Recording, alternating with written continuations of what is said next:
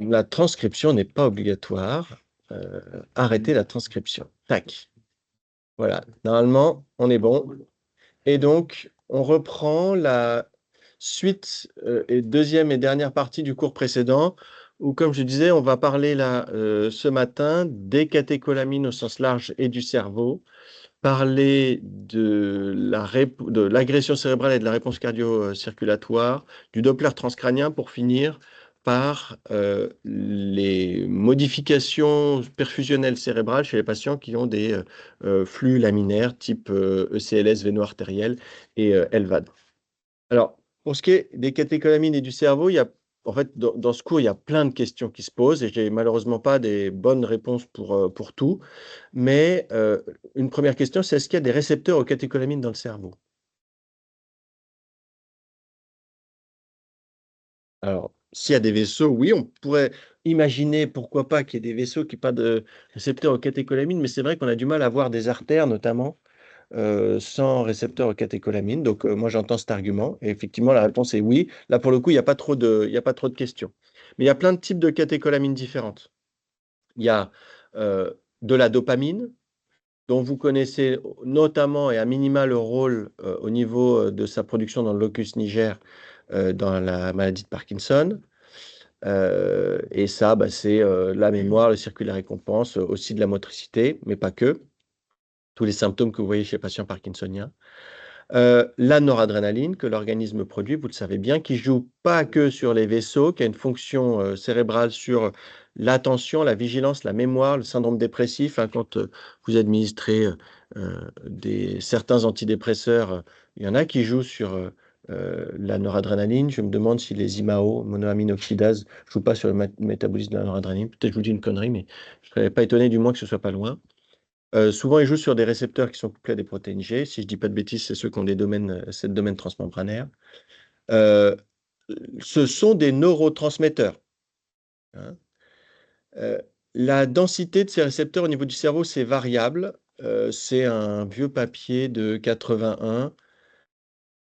Il y a des variations par 2 ou par 3 de la densité en récepteurs. Par exemple, dans le cervelet, était, semble-t-il, fortement exprimée et plus basse au niveau de l'hippocampe et du diencéphale.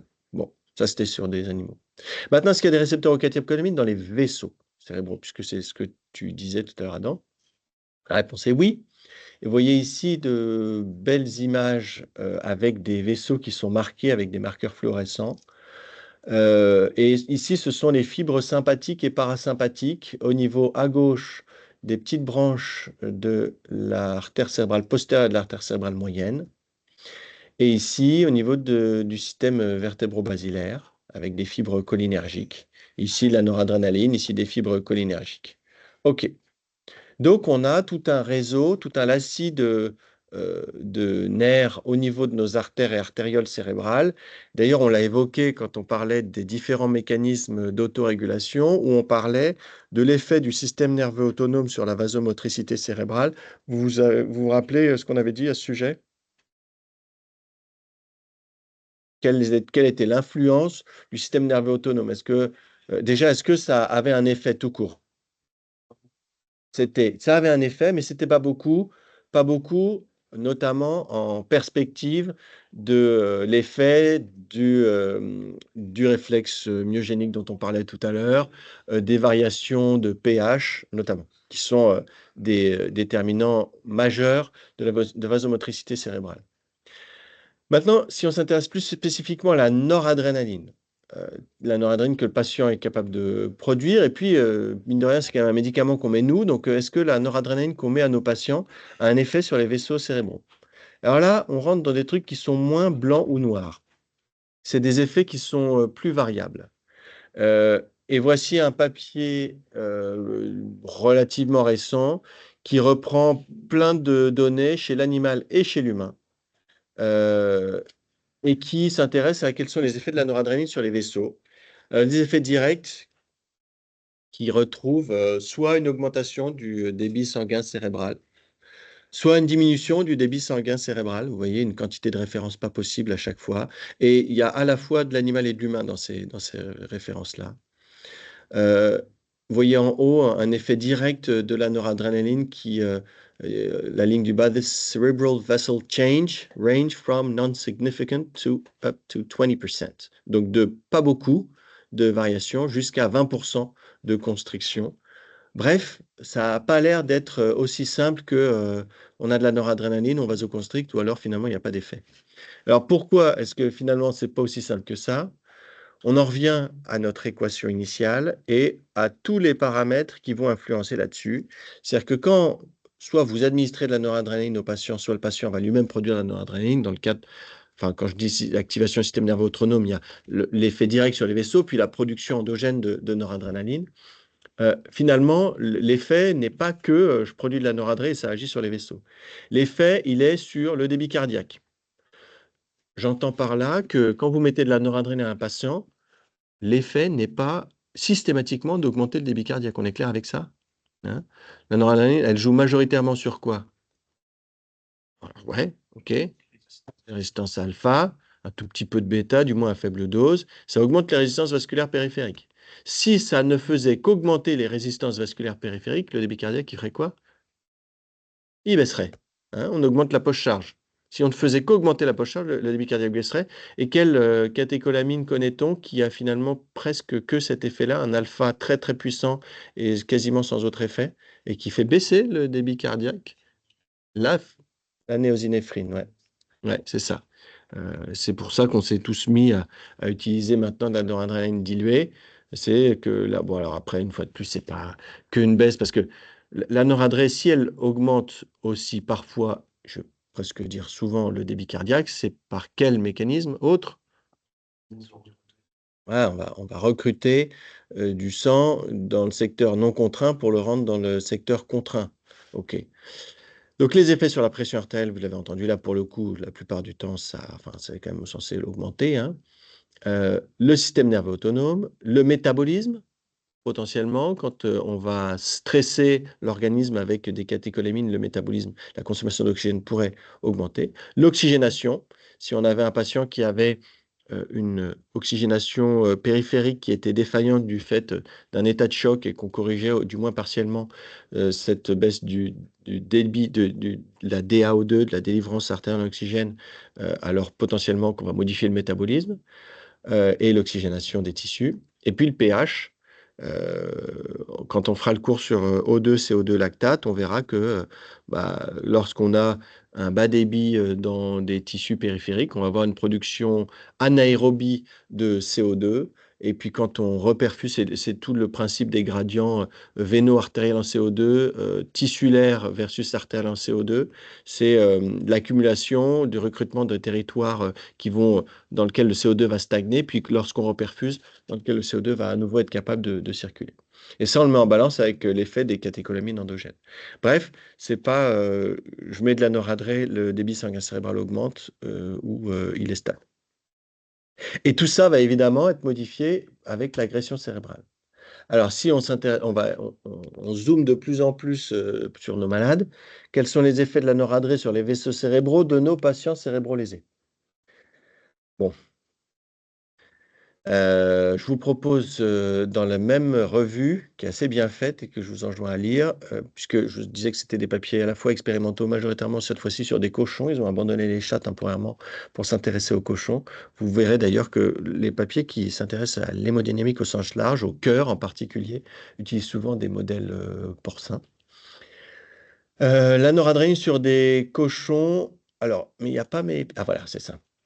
Lorsque le cerveau n'est pas agressé, entraîne un débit sanguin cérébral qui la plupart du temps est stable. Lorsque le cerveau est agressé, augmente le débit sanguin cérébral. Et chez l'humain, euh, qui n'a pas d'agression cérébrale, des volontaires sains, vous, à qui on perfuserait de la noradrénaline et à qui on mesurerait le débit sanguin cérébral et les résistances, on verrait un débit sanguin cérébral stable et une augmentation des résistances vasculaires cérébrales. Ça revient au schéma que je vous ai montré au tout début du premier cours, qui mettait en parallèle pression de perfusion cérébrale, résistance et débit sanguin cérébral. Et puis quand le cerveau est agressé, là c'est variable. Là c'est variable et on revient au concept de Lund et Drossner.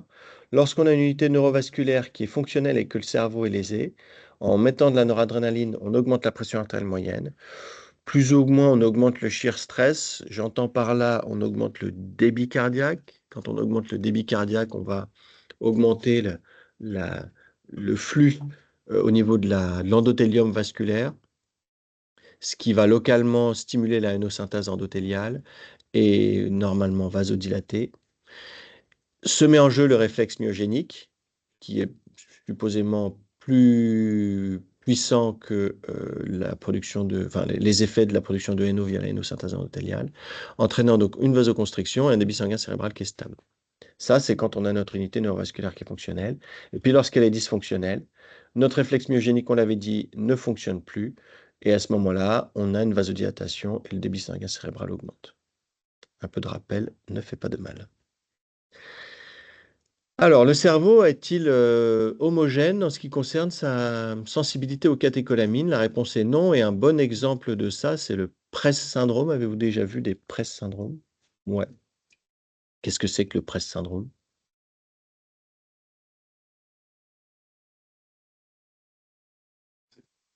Et chez les patients très hypertendus, ça fait une atteinte dans les zones postérieures du cerveau qui se manifeste par des troubles visuels, des troubles de la conscience. Ok. On le voit à l'IRM, mais ça régresse normalement. Ouais. Alors, l'hypertension, d'autres contextes, hein, la prééclampsie, l'éclampsie évidemment, mais pas que. Certains médicaments, si je dis pas de bêtises, la cyclosporine, des antirejets, hein. Euh, le mécanisme, c'est une altération des unités neurovasculaires liées à une augmentation. Enfin, souvent, bah, tu parlais de l'HTA maligne. Dans la prééclampsie, on a quand même des liens physiopathologiques. Euh, c'est un stimulus adrénergique qui, au niveau des vaisseaux cérébraux, va entraîner sur des vaisseaux qui sont plus sensibles que d'autres une atteinte de la barrière, générant un œdème vasogénique avec des lésions qui sont, vous voyez très bien sur cet IRM cérébral qui est, je suppose, en coupe flair, puisque vous voyez que l'œdème est en hypersignal. Vous avez le ruban cortical, la substance grise qui est bien préservée, et la substance blanche, là où on a les fibres, qui, elle, a l'hypersignal flair. Donc là, on a de l'œdème. Ça signe un œdème donc vasogénique dans ces zones-là qui sont donc plus sensibles. Alors on dit postérieures, il n'y a pas que les zones postérieures qui sont atteintes, il y a également les zones frontales, mais typiquement les ganglions de la base et le tronc sont moins sensibles à ces variations, à ces stimuli catécholaminergiques. Ok, c'est juste pour vous dire que le cerveau ne répond pas de façon homogène aux catécholamines. Alors maintenant qu'on a dit que l'effet des catéchos sur le cerveau de nos patients neurolésés était variable, qu'est-ce qu'on fait? Eh ben, on individualise nos traitements. On essaye de voir quelle est la proportion du cerveau de notre patient qui a une unité neurovasculaire qui est fonctionnelle versus celles qui ne le sont pas.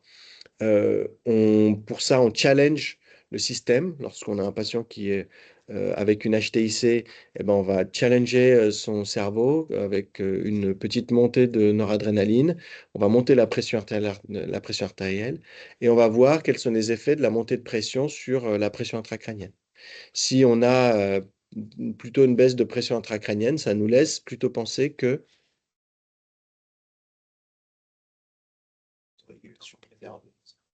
plutôt une autorégulation cérébrale en pression qui est préservée, du moins qu'on a plus de zones du cerveau qui ont une autorégulation préservée que d'autres, et que ben, on peut jouer sur ce traitement en étant conscient que on va pas monter, c'est pas tant que je gagne, je joue, quoi.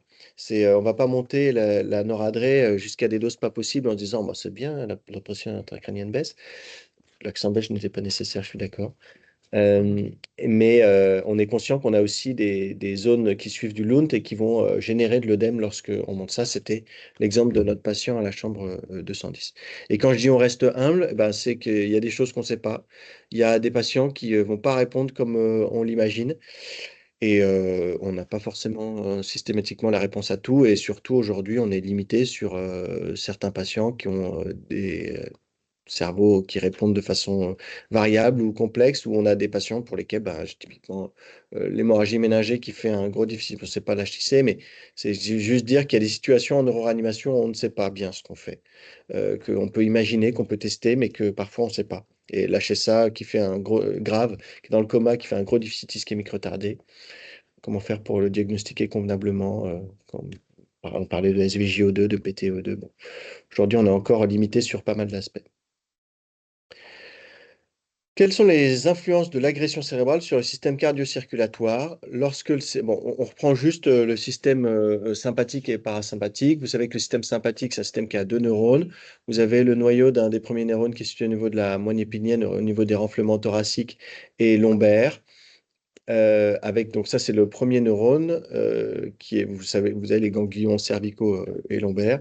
Le premier axone est court, rejoint avec un neurotransmetteur qui est de l'acétylcholine, rejoint un deuxième, donc c'est le fameux qui est en paravertébral, et le deuxième axone est lui beaucoup plus long et c'est lui qui va aller vers les organes cibles, avec comme deuxième neurotransmetteur, cette fois-ci, noradrénaline et adrénaline. Le parasympathique, lui, a un premier neurone qui est situé dans le tronc cérébral, notre dixième paire crânienne, avec un axone qui est long, acétylcholine comme neurotransmetteur, le deuxième corps neuronal est lui proche de l'organe cible, avec de la même façon comme neurotransmetteur de l'acétylcholine. OK? Euh, les interactions entre le cerveau et le système cardio-circulatoire, elles sont étroites. Et ça, on l'observe chez nos patients qui sont neurolésés. Lorsque vous allez avoir, c'était le cas ce week-end, lorsqu'on a accueilli une jeune patiente de 30 ans qui était manifestement avec une HTIC sévère liée à un traumatisme crânien, les smuristes nous décrivaient très bien, alors qu'elle était à ce moment-là pas encore dans un coma profond. Bon, ils nous décrivaient une dyspnée de Cheyne-Stokes, ok, hein, bien décrite dans le cas de l'agression cérébrale et dans le cas de l'insuffisance cardiaque. N'oubliez pas ça, hein, c'était d'ailleurs la description initiale chez les patients qui avaient de l'insuffisance cardiaque. Et il nous décrivait aussi des accès de bradycardie qui cédaient spontanément, hein. Alors, il se trouve qu'à ce moment-là, la patiente n'était pas très hypertendue, mais elle avait de la bradycardie régulière. Ça, c'est le syndrome de Cushing. La cardiomyopathie adrénergique qu'on va détailler, l'œdème pulmonaire neurogénique également, et le renal salt wasting syndrome. Alors voilà notre syndrome de Cushing. Le patient n'est pas tellement, enfin, le scope ici, c'est juste vous montrer l'aspect d'une dyspnée de Cheyne-Stokes sur l'amplitude de l'ampliation thoracique qui augmente progressivement jusqu'à avoir une phase d'apnée. Par contre, le patient n'est ni bradycarde ni hypertendu, donc ce n'est pas systématiquement que dans le cadre de l'HTC, vous avez plein d'AVC qui présentent ça. Mais retenez que le tableau classique du Cushing, c'est HTA bradycardie. Ok. Euh, L'HIC peut entraîner une compression du tronc cérébral qui va activer notamment notre système sympathique. C'est la conséquence de cela. La cardiomyopathie adrénergique, vous en avez déjà vu? Il y a plein d'autres noms. Takotsubo, syndrome du cœur brisé, il y en a tout un tas de différents. Takotsubo, c'est piège à poulpe, hein, c'est le schéma que je vous ai mis en haut à droite sur les descriptions initiales, puisqu'il faisait le diagnostic sur des ventriculographies en coraux, par exemple, ce qu'on fait quasiment plus maintenant, c'est parce que ça fait administrer une quantité de produits de contraste phénoménale. Mais c'est une base, un apex qui se contracte très peu et une base qui est bien contractile. Euh, c'est lorsqu'on a une activation adrénergique intense, quelle qu'en soit la cause, ça peut être un stress psychologique, ça peut être un stress physiologique. L'HTIC en est un très bon exemple. Un modèle qu'on observe fréquemment, c'est la femme, cinquantaine d'années, qui fait une hémorragie ménagère grave, hein. C'est préférentiellement chez la femme, préférentiellement chez la femme ménopausée, et avec un stress adrénergique important comme une hémorragie ménagère grave peut entraîner.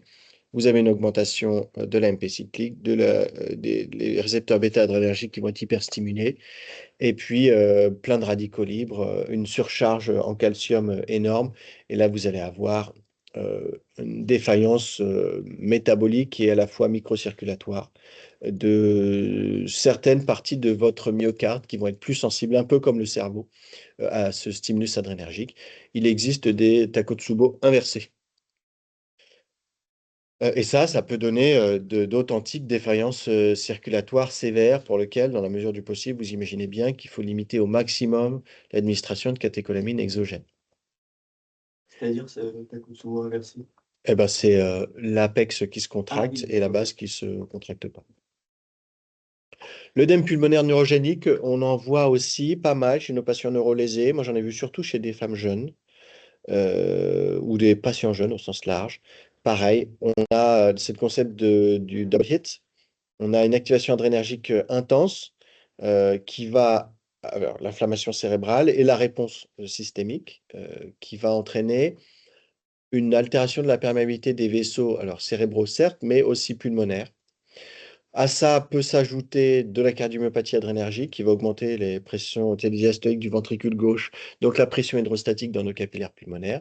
Et ces deux phénomènes, en plus de ça, si on ajoute une agression pulmonaire, par exemple, un traumatisme ou une infection, alors tous ces mécanismes ajoutés les uns au bout des autres vont donner un SDRA qui parfois est très sévère et qui souvent répond très bien à l'augmentation de la PEP hein, puisqu'il y a quand même une composante d'augmentation de pression hydrostatique. Donc souvent, ça répond très bien à de bonnes PEP. Et puis on parle du Renal Salt Wasting Syndrome, qu'on abordera également quand on fera le cours sur l'osmorégulation cérébrale. Vous avez ces deux courbes, vous avez le débit sanguin rénal en abscisse et en ordonnée, c'est la pression artérielle moyenne. Et quand on augmente la pression artérielle moyenne, on a un débit sanguin rénal qui va au-delà d'un certain seuil augmenter, le débit de filtration glomérulaire qui va augmenter, et en dessous d'un certain seuil, mais ça on l'observe fréquemment chez nos patients, c'est l'agression rénale pre-renal, une baisse de la perfusion rénale.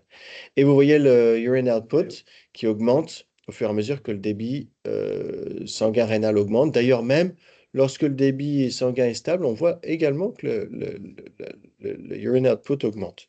Eh ben, c'est probablement ce que le patient à la chambre 210 a fait avec nous ce week-end. Il n'avait pas tellement d'HTIC, par contre, il avait, euh, il n'avait pas tellement d'hypertension artérielle, pardon. Par contre, il était très fébrile. Il était manifestement à ce moment-là en train de redévelopper un sepsis sur son empyème pulmonaire. Et il a à ce moment-là probablement augmenté considérablement son débit cardiaque, augmenté la perfusion rénale et entraîné cette diurèse qui nous semblait inadaptée. OK pour agression cérébrale et réponse systémique. Est-ce que sur ces différents éléments-là, vous avez des questions? Non? Un petit mot sur le Doppler transcrânien, juste pour dire que ce qu'on mesure, nous, c'est une vélocité et qu'on ne mesure pas le débit sanguin cérébral. Ce qui met les deux éléments en parallèle, c'est débit sanguin cérébral, vélocité au niveau de l'artère cérébrale moyenne, par exemple. C'est pi r2. C'est la surface de notre vaisseau. Donc, si on est certain que entre deux moments, la surface de notre vaisseau n'a pas changé, alors une variation de vélocité est directement proportionnelle à une variation de débit sanguin cérébral. Mais si on a notre diamètre qui est modifié, même dans une faible proportion, puisque le rayon est au carré, alors là, on ne sait plus trop ce qu'on fait. Donc là, on va faire des épreuves dynamiques. Mais notre épreuve dynamique, c'est quoi? C'est mettre de la noradresse. Est-ce que la noradresse, elle n'a pas aussi un effet sur notre artère cérébrale moyenne? Ben, normalement, pas tellement, mais peut-être que si un peu. Donc, je vous réponds pas tellement à la question en vous disant ça. Juste, je veux bien vous remettre en tête que vélocité et débit sanguin cérébral sont liés par la surface de section du vaisseau intéressé. Et qu'il y a tout un tas de paramètres qui rentrent en jeu, notamment si on s'intéresse aux vélocités diastoliques, puisque c'est quand même un des paramètres quand on est sur un phénomène de Lund qui nous intéresse nous en particulier. Patient bradycarde, il a plus de temps de diastole, forcément, mécaniquement, les vélocités diastoliques seront les plus basses. L'hyperthermie, ça augmente les vélocités, mais ça augmente aussi la demande métabolique, la CMRO2. Les traitements vont changer ça, le pH, je pense, suffisamment parlé. Et puis, rappelons-nous que l'angle d'insonation a une importance fondamentale dans les vélocités qu'on mesure, ce qui explique le fait que ce soit l'index de pulsatilité qui soit pertinent quand on veut comparer à deux moments donnés des mesures, ou alors il faut être certain d'être vraiment avec le même angle d'insonation en essayant toujours de corriger cet angle. Vous savez que vous avez le petit curseur pour corriger l'angle d'insonation. Et on va finir avec l'hémodynamique cérébrale chez les patients qui ont des assistances circulatoires. Euh, il y a 1000 raisons pour lesquelles un patient qui a une ECLS véno-artérielle, par exemple, puisse présenter de l'agression cérébrale. Un, il a quand même le cœur qui est au tapis, c'est la raison pour laquelle on lui met cette assistance circulatoire. Et donc, on avait déjà de base un bas débit cérébral. Le patient il peut être encéphalopathe. Et non seulement on avait avant un bas débit cérébral, mais on va restaurer une perfusion cérébrale qui va être brutalement augmentée. Donc, on a des variations avec potentiellement des phénomènes d'ischémie-perfusion. On a évidemment tous les phénomènes d'embole, fibrinochléorique, les thrombus intravégés chez le patient qui a le cœur au tapis, thrombus sur les canules d'ECMO. Le caractère non pulsatile de la perfusion, et ça on va le détailler un peu plus longtemps après. Problème d'hémorragie cérébrale, c'est un des soucis que présentent fréquemment ces patients-là, puisqu'ils sont souvent anticoagulés avec des vaisseaux cérébraux qui sont déjà primés sur embol, bas débit. Donc on a toutes les raisons d'avoir des vaisseaux qui sont abîmés et de favoriser l'hémorragie cérébrale. Euh, le syndrome Harlequin avec l'hypoxie différentielle, vous connaissez ça? C'est quoi le syndrome Harlequin? Et complications sous ECMO, VA, mais qu'il y a une atteinte respiratoire également et que le cœur commence à repousser, que la partie supérieure du corps va être oxygénée par le sang issu des poumons qui est mal oxygéné, donc il va être bleu en haut, classiquement, et la partie inférieure va être hyper oxygénée, bien colorée en bas. Ouais. Et là, tout dépend de la zone de jonction entre là où le cœur éjecte et là où le CLS véno-artériel périphérique. Donc, vous avez bien compris que les ECLS périphériques, les véno-artériels, le flux est rétrograde. On injecte dans l'artère fémorale iliaque et donc il y a une zone de conflit. Et tout dépend de cette zone de conflit. Le, la sous-clave avec la vertébrale, la carotide gauche, bah ça peut potentiellement être perfusé par le CLS si le cœur est encore un peu mou, mais potentiellement le cœur prend tout. Et effectivement, si on a un poumon qui est avec de l'effet shunt, on aura de l'hypoxie différentielle. Voici un papier de 2024 qui est assez bien fait et qui reprend les conséquences neurologiques des différents types de CLS avec des cannulations centrales, sous-clavières et fémorales. Et si on zoome plus spécifiquement sur les complications neurologiques, en vert, pas de complications neurologiques majeures, en rouge, complications neurologiques majeures, selon le site de cannulation, euh, vous avez, euh, vous avez environ allez, entre 12 et 20% des patients qui vont avoir des conséquences neurologiques majeures lorsqu'ils sont sous assistance circulatoire. C'est un autre papier de 2023. On va regarder uniquement les vénos artériels parce que c'est ça qui m'importe là. Et je voulais qu'on compare à droite et à gauche les vélocités. Puisque là, c'est, je crois, peu de temps après l'implantation des ECLS qui sont des ECLS périphériques, si je ne dis pas de bêtises, puisque ce qui m'importait, c'était vraiment, on perfuse au niveau fémoral, et on voit, comme on a normalement le système gauche qui va être perfusé avant le système droit, si on a finalement de l'asymétrie au niveau perfusionnel. Et quand on regarde les vélocités, alors c'est des vélocités médianes, donc ils ont moyenné tout le bazar. Enfin, il n'y a pas de grosse asymétrie, pour ne pas dire qu'il n'y a pas du tout de différence des vélocités de la cérébrale moyenne antérieure le territoire vertébral entre la gauche et la droite chez les patients qui ont une céleste périphérique. OK. Alors ça, je trouve ça assez beau. C'est la visualisation chez un...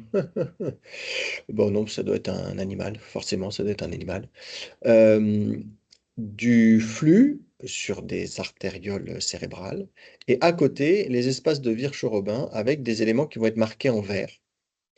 Et on voit que le caractère pulsatile, donc vous voyez les artérioles qui sont pulsatiles, le caractère pulsatile des vaisseaux va entraîner un flux au niveau de ces espaces de Virchow-Robin, qui sont donc des enfoncements des espaces sous-arachnoïdiens au niveau de là où les artérioles cérébrales s'enfoncent dans le cerveau, et qui participent au drainage du LCR.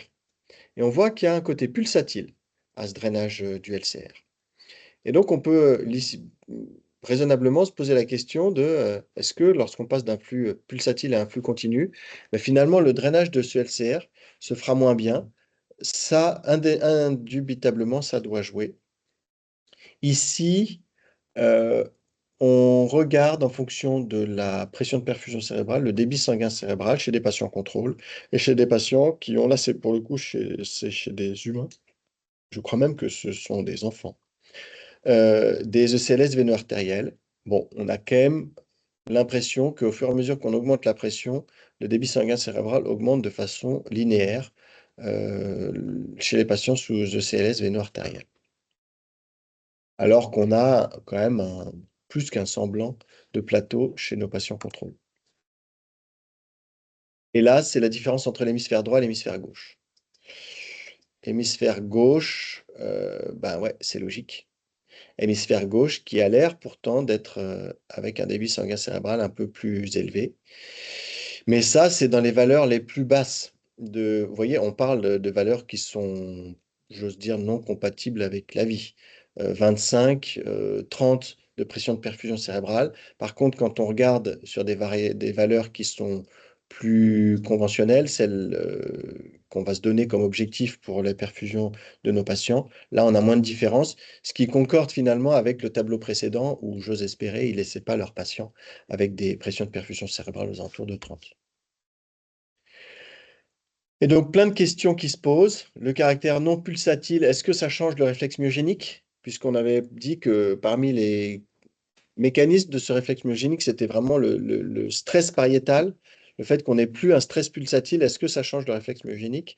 Est-ce que le shear stress et la production de NO est modifié, les caractères hémorragie, ischémie, le bas débit, modification de pH, d'oxynation, notamment brutale, bien sûr, l'hémolyse. Avec l'hémoglobine libre, je vous rappelle que l'hémoglobine libre, c'est un chélateur du NO très puissant, hein. C'est sur la microcirculation, ça va potentiellement vasoconstricter assez fortement. Tout ça est sujet à de la recherche. Chez les patients qui ont des LVAD, ici les HeartMate 3, qui sont les LVAD à ma connaissance maintenant, qui sont très beaux. Enfin, quand j'étais interne, on mettait Jarvik 2000, c'était les Heartware, les HeartMate de génération avant. Maintenant, je crois qu'ils mettent quasiment plus que des HeartMate. Euh, il semblerait que l'autorégulation cérébrale soit préservée. Ils testaient chez des patients à qui ils avaient mis un LVAD, et ça c'était à distance, hein. Ils les faisaient s'asseoir et se lever, regarder les variations de vélocité au Doppler transcranien chez les patients qui avaient des LVAD en débit continu. Ceux qui avaient un débit pulsatile, j'imagine que c'est qu'ils avaient le cœur qui était encore pas mal contractile, peut-être qu'ils avaient récupéré, et des contrôles. Bon. Bon, en conclusion de ces 2 matinées de cours, on retient que le cerveau a pas de réserve et qu'il est éminemment dépendant de sa perfusion, qu'il y a plein de facteurs qui influencent notre débit sanguin cérébral, des liens très étroits entre le cerveau, le cœur, les vaisseaux de différents organes, poumons, reins. J'espère que vous retiendrez que Lunt et Rosner ne s'opposent pas, mais qu'ils sont souvent associés chez nos patients avec un cerveau hétérogène. Et que du coup, la conséquence de ça, c'est qu'on individualise les traitements pour nos patients, en gardant en tête que, bah, il y a plein de choses qu'on ne sait pas et qu'il faut, en neuroréanimation plus qu'ailleurs, savoir rester humble. Avez-vous des questions? Est-ce que ça sert à quelque chose de faire des Doppler transcrâniens pour un malade qui n'a pas d'hypertension, enfin qui n'a pas ou plus d'hypertension intracrânienne et qui est stable et Nous, on pense que non.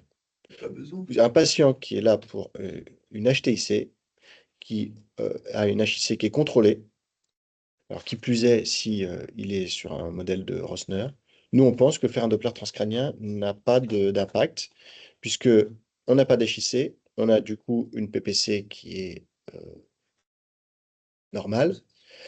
Et si on est sur un Rosner, même sur des pressions, quand bien même les pressions de perfusion seraient basses, on s'attendrait. Alors, le seul truc, c'est s'il est hypotendu, tu vois. Mais en fait, tu vas traiter l'hypotension. Tu vas pas le laisser hypotendu. Donc, nous, on pense que non. Une question sur les Doppler transcrâniens. Quand on dit qu'un patient il a un profil hyperémique, Qu'est-ce qu'on en fait de ça? C'est lorsqu'on est sur le modèle de Lund, où pression est parallèle à débit, ou lorsque tu augmentes la pression, tu augmentes la pression intracrânienne.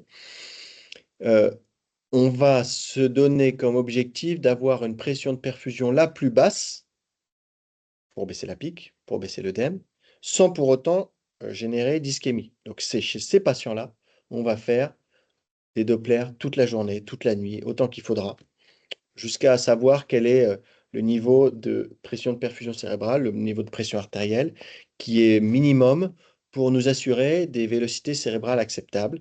On se base donc sur les diastoles, puisque c'est elles qui sont les plus sujettes à la pression environnante. Et à l'inverse, si on avait une pression de perfusion qui était trop élevée, on verrait à ce moment-là des vélocités qui sont élevées. C'est là où on parle d'hyperémie. Et qui dit hyperémie dit bah, on est au moment où on génère de l'hyperémie en train de faire de l'œdème. Donc, il faut lutter contre ça et baisser les pressions. De quelle vélocité diastolique on peut dire que C'est une très bonne question. À partir de quelle vélocité diastolique est-ce qu'on génère de l'ischémie? de Euh, l'hyperémie plutôt, je voulais dire. ah, bah alors, l'hyperémie, dès que tu es au-delà de ta vélocité minimale, c'est trop, quoi. Non, c'est Donc ça. au-delà C'est de que 20, non, 20, c'est vraiment c'est trop bas, hein. Si on est à 30, c'est pas mal. 30, 40, c'est acceptable.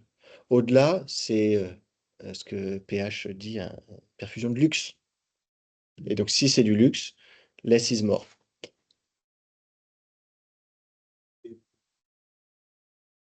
Alors, normalement, c'est 1,4, mais dans certains papiers, tu vas avoir 1,2. Bon. Ça, l'index de pulsatilité, il est utile quand tu n'as pas encore de capteur de pression intracrânienne. Une fois que tu as un capteur de pression intracrânienne, l'IP, en fait, tu l'oublies. Parce que l'IP, il est censé te renseigner sur le côté résistif. Est-ce que tu as de l'HIC qui retentit sur les vélocités diastoliques, qui te fait que du coup, les vélocités diastoliques sont potentiellement plus basses que les vélocités systoliques, qui te donnent un IP augmenté. C'est ça l'IP. Mais ça, c'est en préhospitalier, c'est au déchocage, c'est les arguments indirects pour penser qu'il y a de l'HIC, et auquel cas, on va augmenter la pression, le temps d'avoir le scan, le temps de pousser au bloc ou de mettre le capteur de pression, et ensuite de guider ta neuroréanimation avec notamment tes objectifs de pression sur la pression intracrânienne. D'autres questions? Bon, bah écoutez, je vous félicite. C'était une fois de plus, enfin, c'est pas forcément évident tout ça. Tac, arrêtez l'enregistrement.